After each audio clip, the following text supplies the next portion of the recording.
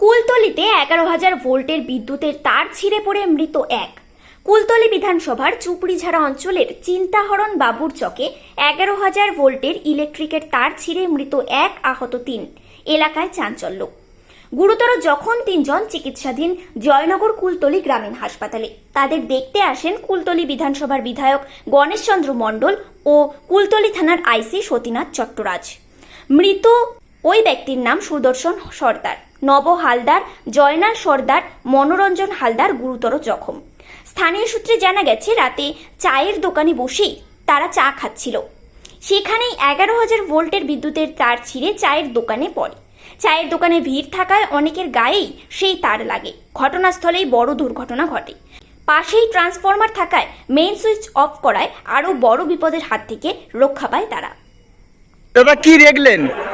আমরা দেখলাম, আমার নাম বসন্ত কুমার সরকার, পূর্ব রাধাবল্লভপুর, চিন্তান্ন উচ্চক বাড়ি, পোস্ট অফিস আমার রাধাবল্লভপুর। আমাদের ওই মুড়ি মিলে ওখানে চায়ের দোকানে লোকজন চা খাচ্ছিল। পুরুকারা আমাদের ওখান থেকে ওই হাইলাইনের তার কেটে গিয়ে গায়ে পড়েছে।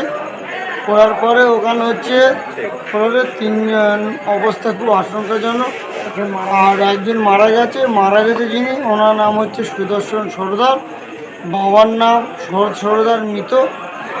আর দ্বিতীয় ব্যক্তির নাম নবকুমার হালদার, বাবার নাম উনি চা দোকানদার, ওনার বাবা মৃত গেন্দুবদ হালদার।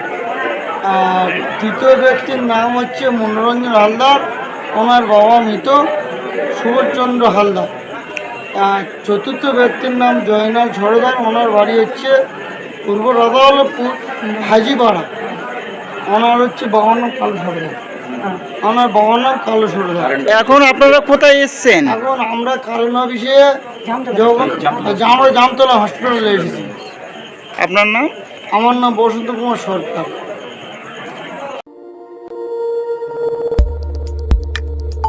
আমাদের সাথে থাকুন এবং দেখতে থাকুন নিউজ প্রাইম টাইমস, আপনাদের সাথে, আপনাদের পাশে।